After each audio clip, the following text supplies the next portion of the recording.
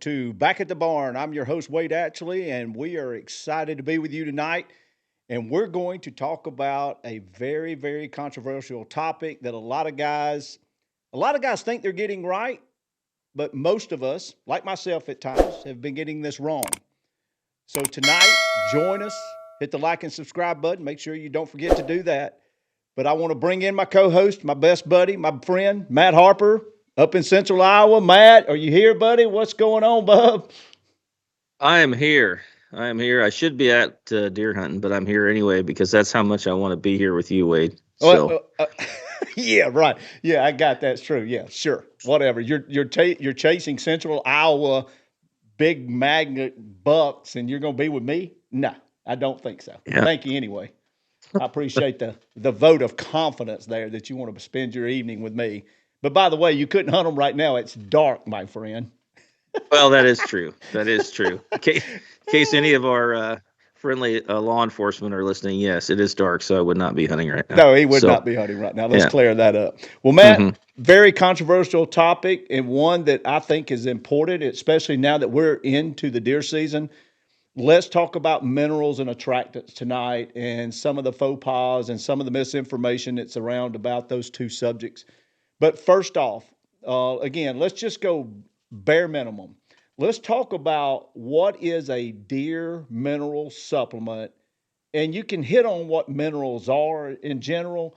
But what is that? When somebody says that, hey, I'm putting out minerals for whitetails, what are they talking about? Or let's clarify what they should be looking for. In other words, Sure.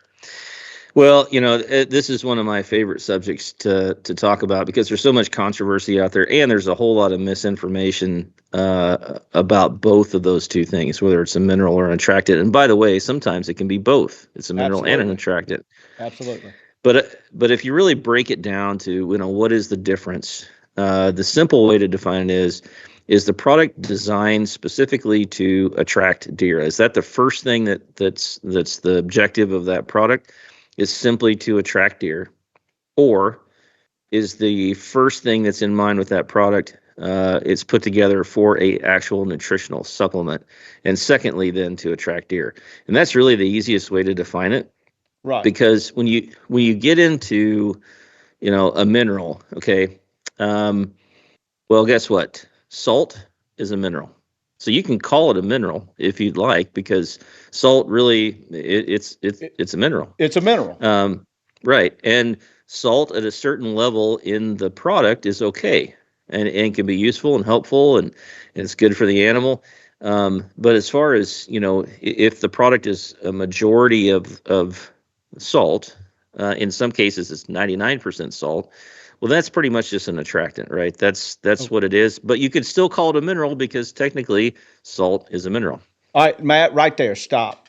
Most guys that are buying what they think are mineral attractants at this point, they see the word mineral. Let's just be honest. A lot of our viewership, you're looking out there and you go in to buy these products and you see mineral.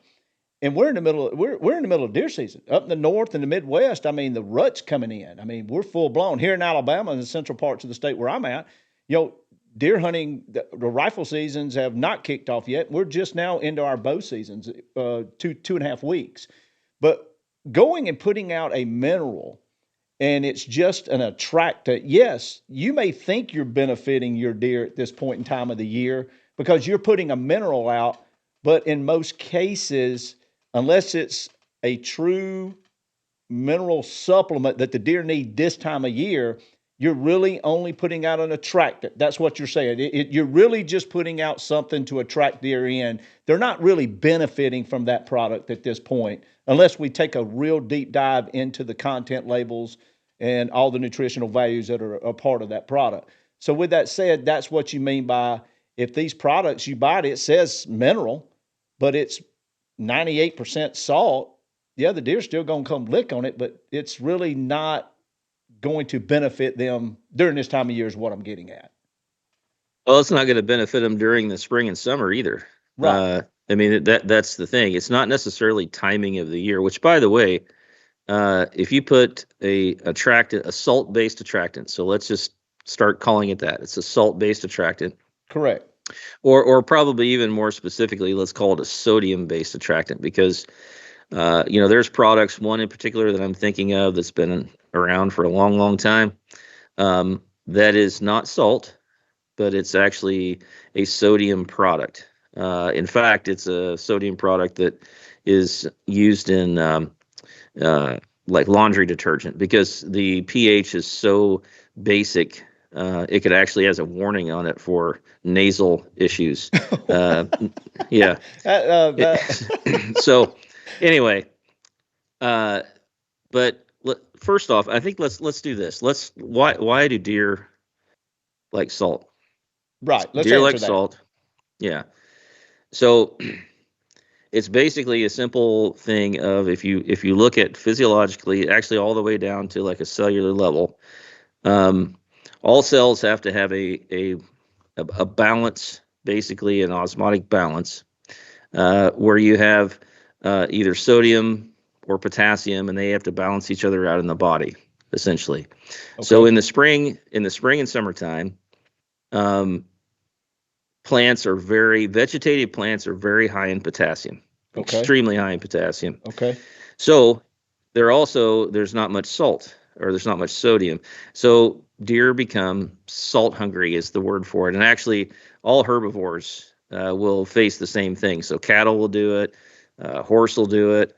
Any animal that's eating young vegetative plant growth that's high in potassium their body is craving sodium to balance it out. So that is why salt-based attractants work really, really well in the spring and summer when plants are vegetative and growing, because they're super high in potassium. Now, what I'll tell you is, so like right now, this morning, I went out to hunt this morning, and it was 28 degrees outside, and plants aren't growing at 28 degrees, by the way, just in case you wondered. No. They're not. So potassium levels drop significantly as the plants mature, as they quit growing. And so the attractant of sodium is basically not there anymore. So you can go put a salt-based attractant or a sodium-based attractant out, at least in the say the northern part of the U.S., when everything gets cold and plants aren't growing anymore. Deer aren't really going to come to it anymore.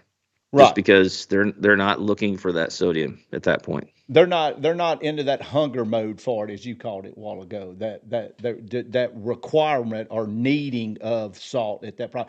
Unlike here in Alabama, where we've got guys still running in Tractor Supply or wherever else and picking up these salt-based mineral supplements, they call it, and going out throwing it out, and the deer are still, knocking the blocks around, licking them, biting on them, chewing up, because it's still 70, 80 degrees down here. Our ground temperatures are still in growing phases. I mean, heck, there's a lot of guys this year, because of, we didn't get any rain for 6, 7, almost 8 weeks here. They've just planted their food plots over the last couple of weeks. So the vegetative state of our natural environment means that our deer will still be salt hungry. That's a pretty fair analogy, just because of where we are, temperature, et cetera. Yeah, I mean, a simple rule of thumb is, if you have actively growing plants, or actively growing, say it's a food plot, and you just put it out, it's actively growing, your temperatures are high enough, it's supporting that growth, then odds are they're going to be attracted to some sort of sodium-based or salt-based type attractant. If not, then they're probably not going to be. Makes sense. All right, now, Matt, take us a little bit down the rabbit hole when it comes to, outside of salt, those minerals, that magnesium, that other stuff that's important, that when we start looking at labels, when it's a true mineral supplement, and kind of just dive a little bit in that, and just let our viewership understand what they should be looking for. Now, again, we know that we can't give them the equation here, because we will have their brains fried. Let's just be honest. But it's not about chemistry right now. It's about general knowledge of the mineral products that are helpful. And is it a specific time of year that those are going to be more meaningful for that deer, that fawn, that doe, et cetera? Yeah, so minerals are basically broken into two categories. There's macro minerals and there's trace minerals. So macro minerals are those needed in larger quantities, where trace minerals are still vital, uh, for for proper bodily function, but at the same time they're just needed at smaller levels. So macro minerals consist of calcium, phosphorus, magnesium, sodium, potassium.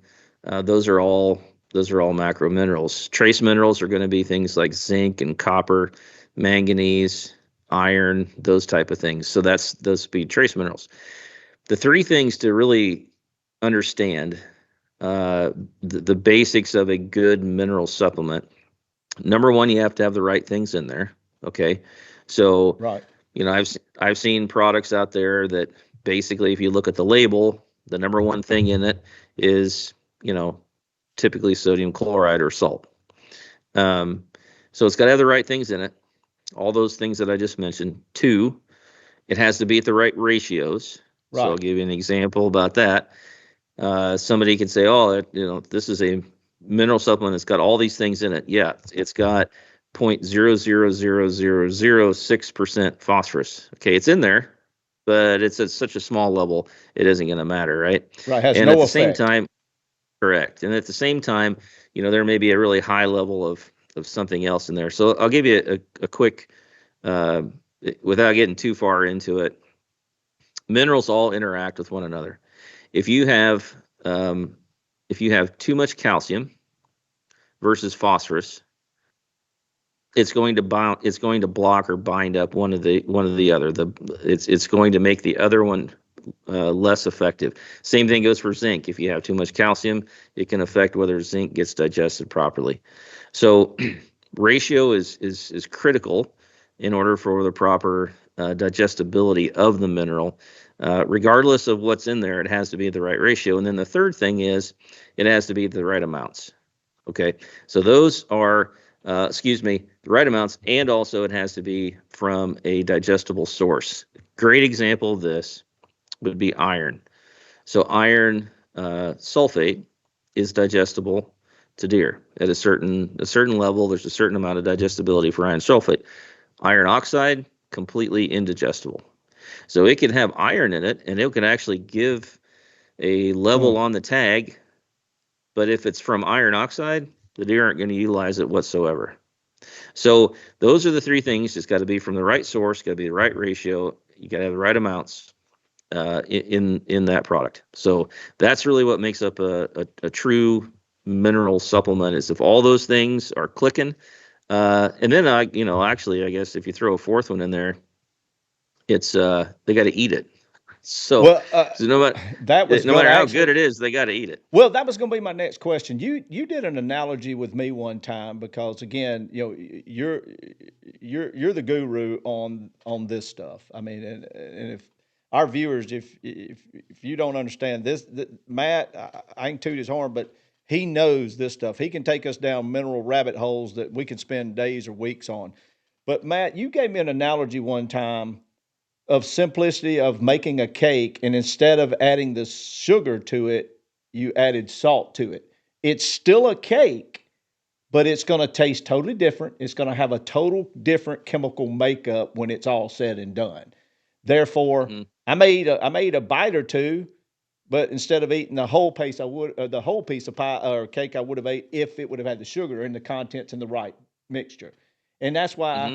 grandma's cakes are usually better than mom's cakes because of that simple faucet. They add the little things. They do things in a different formula that make it a lot more attractive, a lot more palatable, a lot more digestible, et cetera, so on. Again, I know it's an analogy, but I remember you telling me that years ago about that. It was about how you could just switch an ingredient. It still may be a cake, but it won't be the cake you'll like, or it won't be the cake you're needing or wanting at that time. Am I off there still, or are we on the right track with that analogy?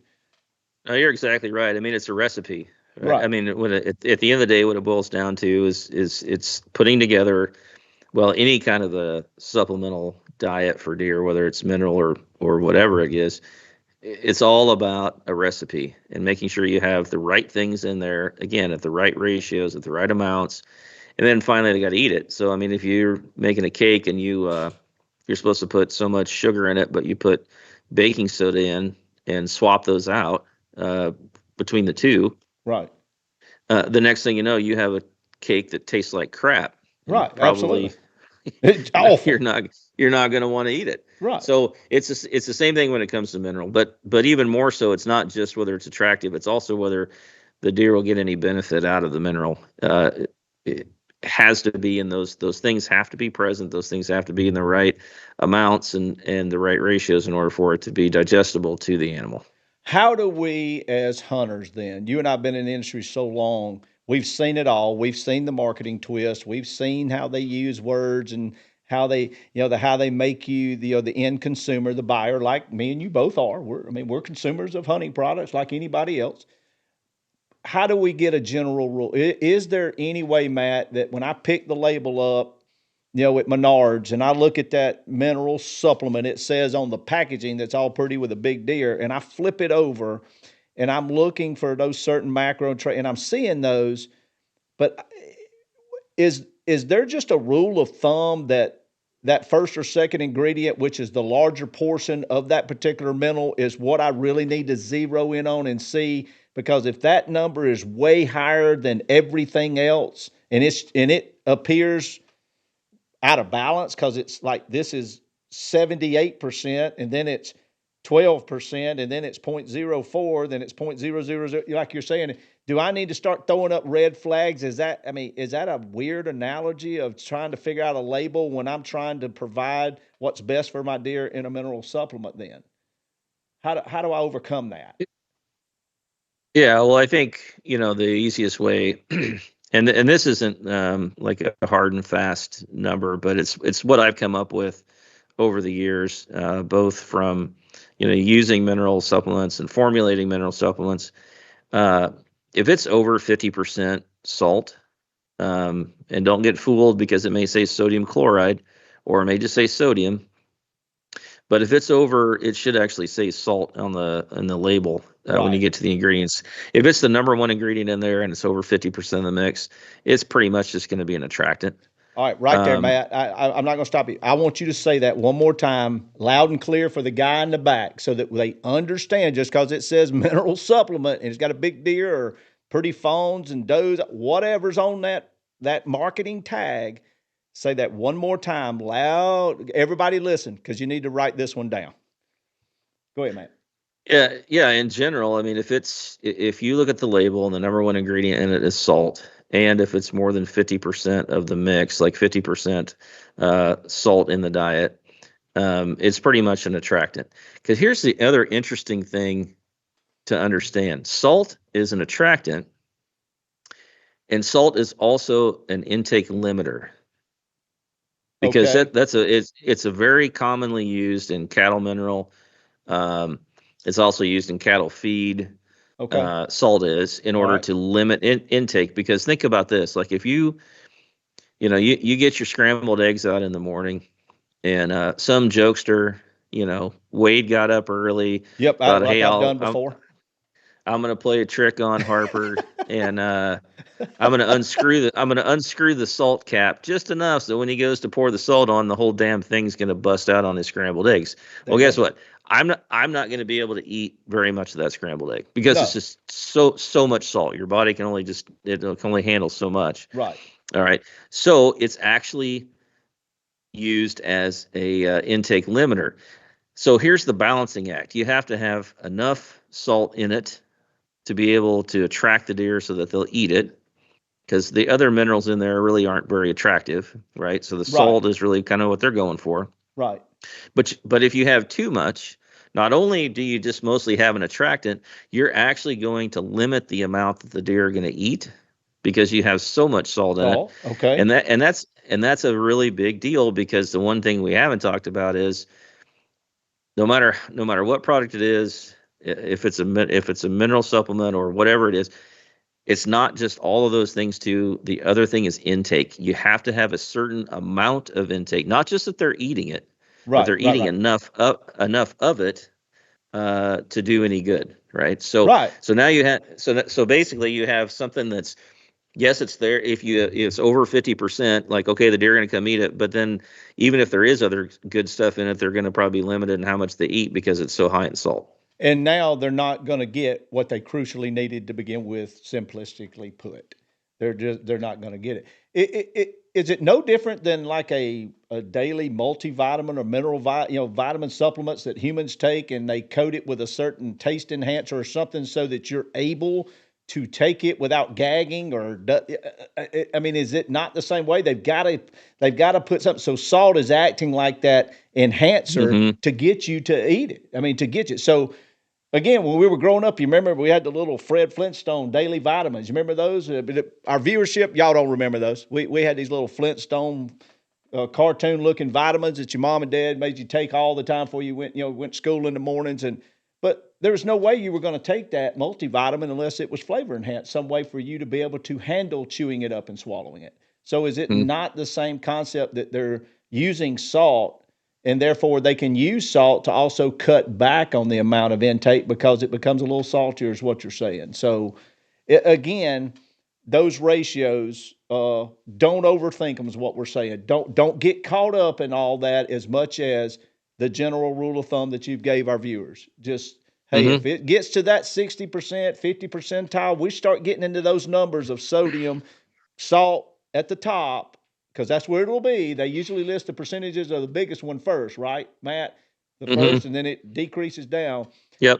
It's really not a mineral supplement at that point. You might as well just push it back on the shelf and save your $20 or whatever it's going to cost you for that block or that powder or whatever it is. I mean, is that where we are on mineral? Basically, that's what our viewers need to understand. No matter what the Yeah, marketing twist, no matter what the ploy, at the end of the day, that's what it is. It's salt. it's the bacon and the cheese. Okay. You go to any restaurant, and like, hey, I'll order some greens here. Yeah, because you might have ordered the broccoli, but that broccoli is doused in cheese and got some bacon thrown in there too. Yeah. Like, oh, I'll eat the hell out of that stuff. Well, you're Yeah. eating the bacon and the cheese, and you're getting the broccoli Yeah. as the benefit, I suppose, right? Right. Absolutely. Um, you said something just a second ago that we need to talk about. All right. Let's hit You it. said you said a mineral vitamin supplement. We take a mineral vitamin supplement. Right. So I think we need to address there's two schools of thought out there that a mineral supplement doesn't actually do anything for deer. That's one of the arguments that I've heard out there. Actually, it's out there Um, pretty heavy right now. There are yeah, people jumping up and down on YouTube and some of the Instagrams and da da da da, and they're screaming up and down that there's no evidence of such.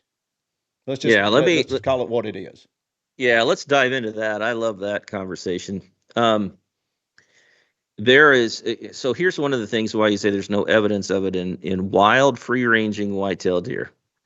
When you do research on any nutrient, okay, and we're talking about minerals right now, but it Right. doesn't matter what it is, any Right. nutrient, Any. All right. you have to have you have to do scientific studies that take out all variability, other than the one particular thing that you're looking into. So, like, let's say copper, for example.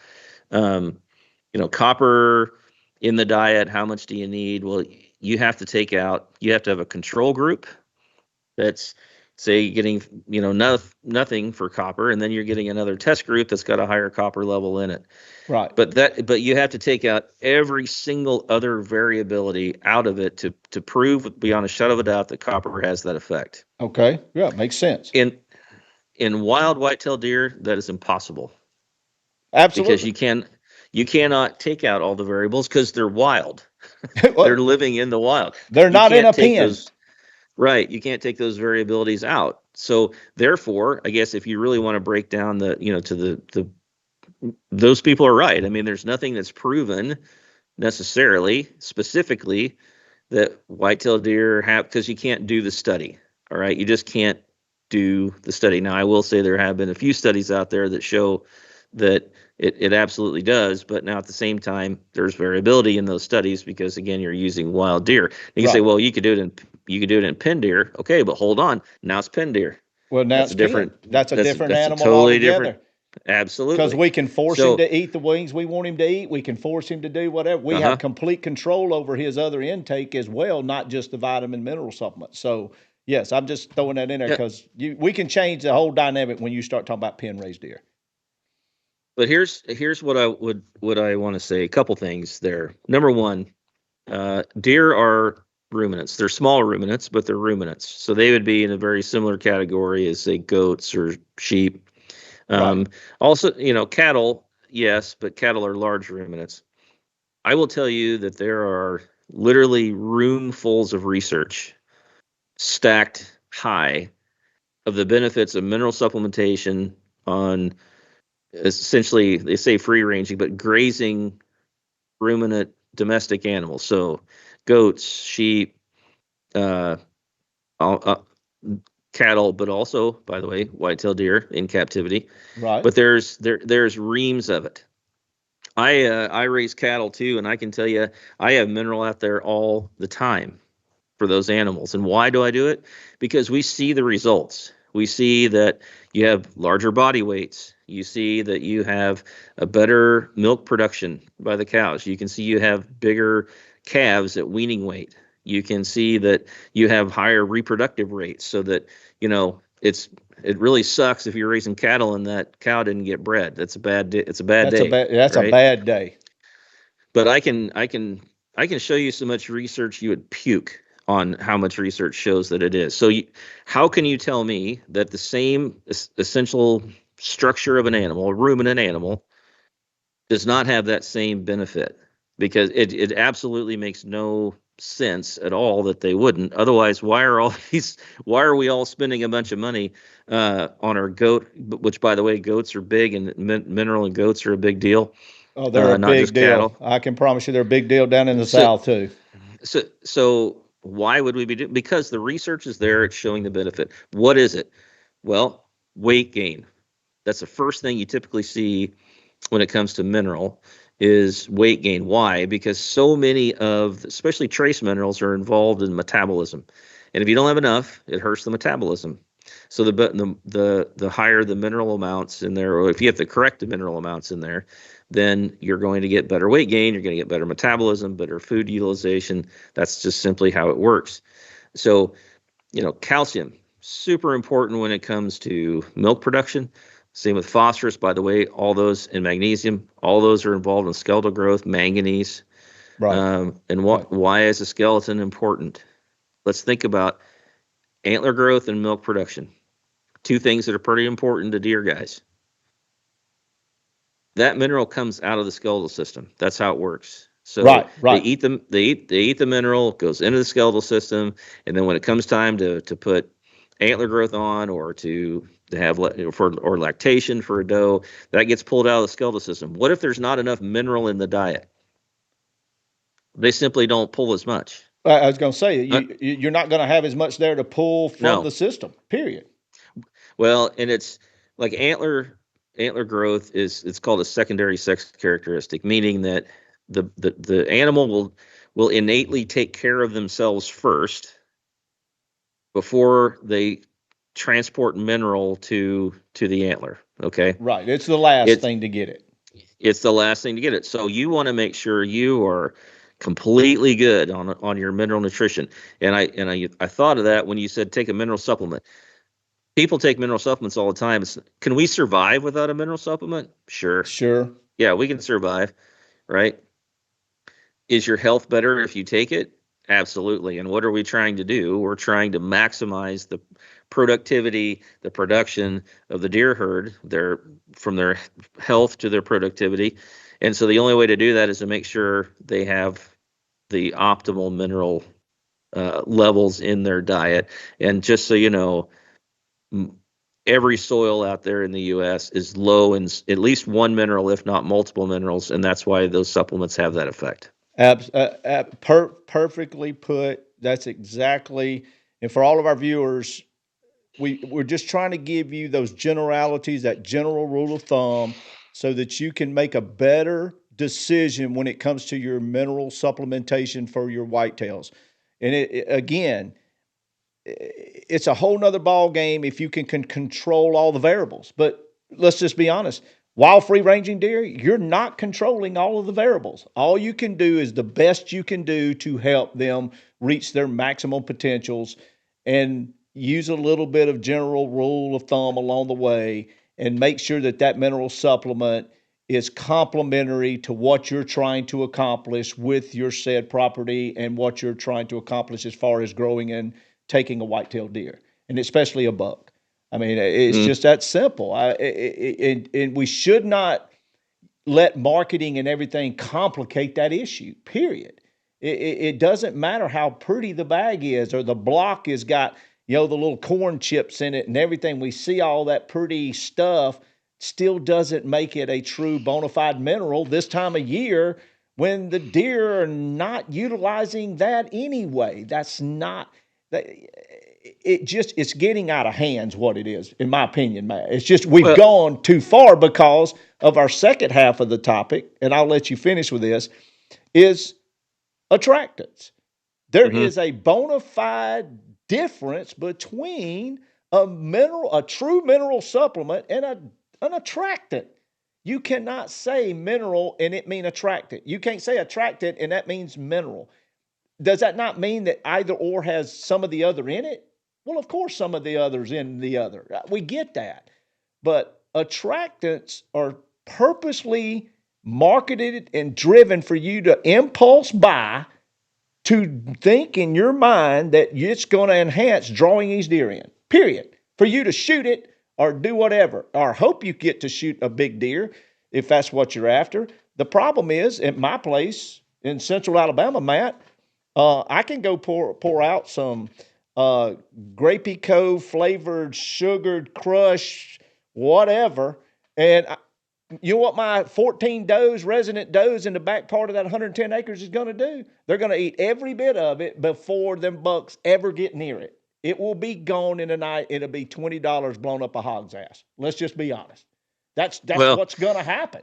And and you so better hope you don't have hogs and bears around there too, because that's the that'll other thing. And yeah. where I am, we have hogs around still. We've All the neighbors have done a really good job of keeping those population down. You'll never keep it under control if you don't do it all the time. And we fortunately have a lot of guys that will do it year round. They will continue to monitor that. So we've seen a decrease.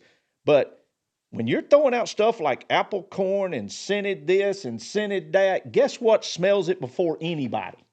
Those hogs. And they Hmm. wonder why I can't get rid of these hogs. Well, you just put out 500 pounds of apple corn. You bought it freaking Walmart, dude. You don't think them hogs didn't smell that from 6 miles over there when the wind drifted to them? They're not getting it, Matt, is what I'm saying. People don't, and I'm trying It to not lose my mind over it because, again, I have relatives that hunt with me that do this, and there's I can't get them off of it. yeah, okay. So let's just be straight up about it. If you want to simply attract deer, fine. I mean, Fine. that's great. Just understand that's what you're doing. It's just an attractant. It's not, anything more than that. That's really all we're talking about. If you want to go buy an attractant, and that's what your sole purpose of that product is to bring deer to a certain spot, right? That's the only reason you're doing it. Then knock yourself out. Go buy an attractant. Make sure it's the right, make sure it actually works. But go do that. What we're trying to tell you here is don't buy an attractant that says it's a mineral, thinking you're actually getting a mineral when all you're really getting is actually an attractant. And That's how what we're about this? that's And that's what don't we're think saying. you're helping your deer right now with that.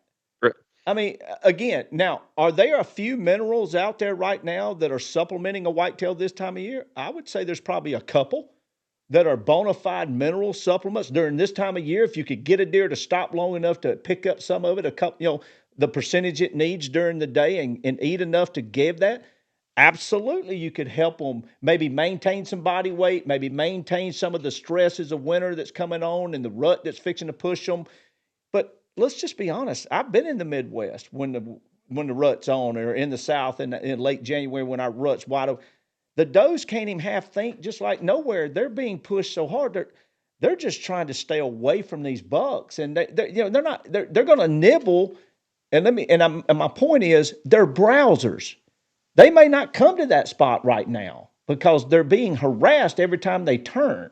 Every time they turn around, they're being totally harassed. So I say all that just to simply say, I too have zero issue with you buying an attractant, throwing it out, drawing in as many deer as you can, and picking the one you want to shoot. Shoot it, have fun. Hey, I use some attractant. I do. I don't lie about it. You know what? I use yellow gold corn because you know what? They're going to eat it. They're going to come to it. It's that simple. And if I want to see or get a kind of an idea of my area, but here's again, I'm going to go back to what I told you earlier, Matt, and tell our viewers the minute I put it out or it goes off in my feeder, those 4 or 5 resident does that live back in the back corner of that 110, guess who? The minute it clings through the feeder, guess who's there in 2 or 3 minutes later? They Sure. are those same Yeah. does. They're there. They're there. They're coming. They know it's there. That's where they come through. But for guys to sit here and try to justify spending 20, 25, $22, $14.99 on an attractant and then try to argue that, well, the deer are benefiting from that. No, they're not. It's okay, though. It's okay. Just admit you want to attract it and kill one. I, Wade, there's nuts in a Snickers bar. And well, yeah, you're right. Absolutely. so, but don't tell me that you bought the Snickers bar to be healthy. To be Okay, healthy. that's not that's not why It, you it, bought the Snickers bar, no, you right? bought it for pure, look, let's just be honest, enjoyable entertainment, and it tastes good. Yeah. It made me feel So good. if you're really trying to improve your deer herd and you're putting a mineral out, the time to do it's the spring and summer. It's not even. It's like the farthest time away from hunting season. That's when you're needing to put it out there because that's when the mineral levels, the mineral requirements are so much higher. Or so much Do higher. deer still do deer require mineral this time of year? Absolutely. There's a certain amount of mineral that they need this time of year. However, antler growth is stopped. Does are weaning their fawns off, right? So lactation is way down. So the mineral requirement now is way less than what it was when it back in the springtime Absolutely. and in the summer when all those things were happening and they needed a bunch of mineral for those bodily functions to happen. Matt, So when if you you're say really that, wanting to get a mineral, just do it in the spring and summer. all right, let me ask you this. All right, to kind of just extend a little bit on that. What I don't think some of our viewers understand when it comes to that is that these deer are coming out of, especially up where you are, up in the northern parts of Minnesota, Michigan, that's Pennsylvania, but up in these northern tiers of the state, some of these winters can be extremely stressful, and they've come out of the rut to where now they're foraging on anything they can eat to survive through those winters. Now, it's not as bad as people think it is. You get some winter kill, but let's just be honest with you. It's not to the level of what people try to make you think it is, right? I mean, it's not. I mean, I can. What I'm saying that is, so when they're coming out of the winter and we're starting to get that first push of spring, the ice is melting away and things are, the vegetation that's there and is coming back to life is full of nutrients. But it is critical at that time, right there, that these minerals are starting to be provided right then. That's when we need to be hitting and really getting and helping them get through those first thaw outs, I call it, because you and I both know, and I know what happens in Alabama because I'm a baseball coach, and we get in the middle of, mid March, and it's been 80, 82 degrees, weather's beautiful. Then all of a sudden, for the next week and a half, it goes 49. It goes 45. Mm-hmm. And it was cold, blistering. We feel like we've thrown back. I can't imagine that time in central Iowa or Michigan or, Illinois or Nebraska, wherever out in the plains where that happens and it don't go away for 2 or 3 weeks. And those deer are being re-stressed again. So that mineral supplement is really critical. Am I wrong when they're coming out of that moment than they ever will be right now during hunting season? Yeah, best rule of thumb there is when things start to green up, you better have them. That's when you put your mineral out. As soon as you start to see vegetation greening up, that's when you need to start. That's when you need to get your mineral put out there. Yeah, That's the easy rule of thumb. easy. I mean, easy. All right, Matt. To wrap this up on this minerals and attractants. Again, you and I will always argue the point that we have zero, and people need to understand.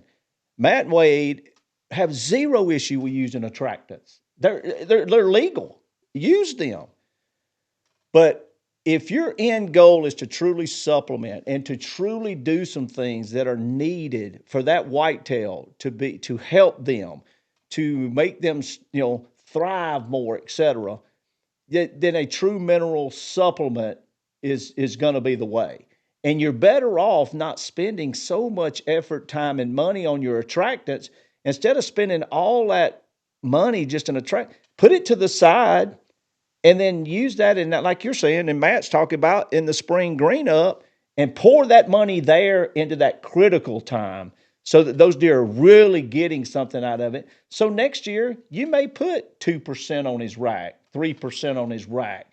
That fawn may be born, a pound, 3.5 pounds heavier than it would have been, and have a better jump on its future than it would have been being born, underweight instead of average or above weight, et cetera, so on. Does lactating, that milk's more, for lack of better words, Matt. Again, I'm the no guy here on the biology side, but the milk's more nutrient dense when they're in the right physical form. Correct? I mean, they're in good shape. It's actually quantity. So the makeup of the milk doesn't really change. Okay. Okay. See, that educating me now. It's the amount that she produces.